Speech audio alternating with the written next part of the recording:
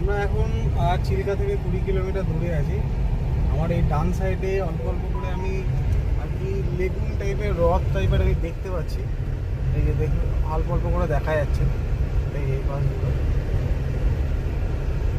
তো এখনও 20 কিলোমিটার যেতে হবে, তো প্রায় 30 মিনিট সময় লাগবে। পেছনে সবাই খুব ভালো ঘুমাচ্ছে আর আমিও খুব আস্তে আস্তে গাড়ি চালাচ্ছি, কোনো তাড়াহুড়ো কিছু নেই। দেখি চিন্তায় কী আছে। আর শুনছি নাকি ওখানে বোটিংয়ের নাকি খুব রেট নেয়, তো একবার গিয়ে কথা বলতে হবে, বার্গেনিং করতে হবে। ইভেন আমি এখনই আস্তে আস্তে পেছন দিক দিয়ে একজন বাইক কালা আসছে, সে হাত দেখাচ্ছে আমাকে, কাজটা নামালাম, আমি কথা বললাম, হলো বোটিংটা বাদ হয় মানে এখানে 20 কিলোমিটার আগে থেকে আর কি আমাকে বলে দিচ্ছে যে বোটিংয়ের জন্য হ্যাঁ বাদ হয়। আমি তো আগে ওখানে গিয়ে দেখবো যে কত কি দাম বলছে না বলছে, তারপর তো এখান থেকে আমি কী করতাম। তো চলো দেখাবো ওখানে।